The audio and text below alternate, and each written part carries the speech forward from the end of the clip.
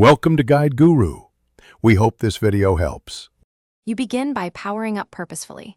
Charge the Weebill S to at least 50% so the update won't abort. Connect the gimbal with the original USB-C cable to your phone or PC because stability matters more than convenience. Once the app, Moza Master, is installed, open it and let it detect the device. Make sure Bluetooth or USB permission is granted. This first step initiates the handshake between firmware file and hardware. Without it, the update can't start, so confirm connection before proceeding. Once detected, choose Firmware Update in Moza Master and download the latest official package. You want the signed file so the gimbal accepts it. Start the flash and keep the Weebill S perfectly still. Any movement risks corrupting the right process. If you use a computer, run the official updater as administrator to avoid permission errors and follow on-screen prompts.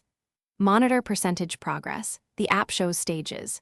If it pauses, wait, forcing restarts during write risks bricking, so be patient and attentive. When flashing finishes, the Weebill S will reboot. Do not disconnect immediately.